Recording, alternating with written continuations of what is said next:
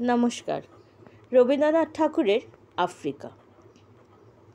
উদ্ভ্রান্ত সেই আদিম যুগে স্রষ্টা যখন নিজের প্রতি অসন্তোষে নতুন সৃষ্টিকে বার করছিলেন বিধ্বস্ত, তার সেই অধৈর্যে ঘন ঘন মাথা নাড়ার দিনে রুদ্র সমুদ্রের বাহু প্রাচী ধরিত্রীর বুকের থেকে ছিনিয়ে নিয়ে গেল তোমাকে আফ্রিকা।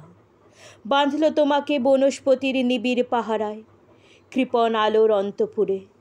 সেখানে নিবৃত অবকাশে তুমি সংগ্রহ করছিলে দুর্গমের রহস্য, চিনছিলে জলস্থল, আকাশের দুর্বোধ সংকেত, প্রকৃতির দৃষ্টি অতীত জাদু মন্ত্র জাগাচ্ছিল তোমার চেতনাতীত মনে। বিদ্রূপ করছিলে ভীষণকে বিরূপের ছদ্মবেশে, শঙ্কাকে চাচ্ছিলে হার মানাতে, আপনাকে উগ্র করে বিভীষিকার প্রচণ্ড মহিমায় তাণ্ডবের দুণ্ডুবিনাদে।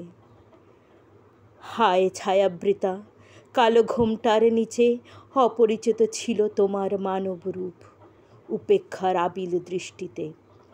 এলো ওরা লোহার হাতকড়ি নিয়ে, নখ যাদের তীক্ষ্ণ তোমার নেকড়ের চেয়ে, এলো মানুষ ধরার দল, গর্বে যারা অন্ধ তোমার সূর্যহারা অরণ্যের চেয়ে।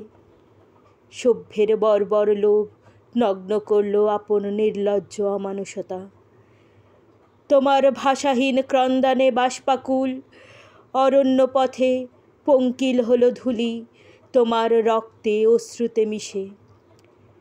দস্যু পায়ের কাটামারা জুতোর তলায় বিভৎস কাদার পিণ্ড চিরচিহ্ন দিয়ে গেল তোমার অপমানিত ইতিহাসে।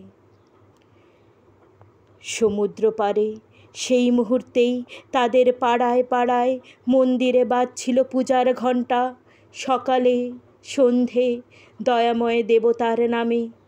শিশুরা খেলছিল মায়ের কোলে, কবির সঙ্গীতে বেজে উঠছিল সুন্দরের আরাধনা। আজ যখন পশ্চিম দিগন্তে প্রদোষকাল, ঝঞ্ঝা বাতাসে রুদ্ধশ্বাস, যখন গুপ্ত গহ্বর থেকে পশুরা বেরিয়ে এলো, অশুভ ধ্বনিতে ঘোষণা করল দিনের অন্তিম কাল।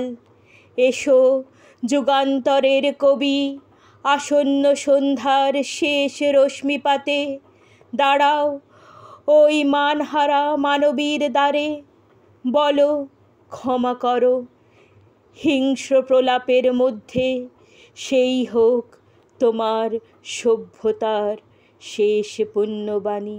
ধন্যবাদ।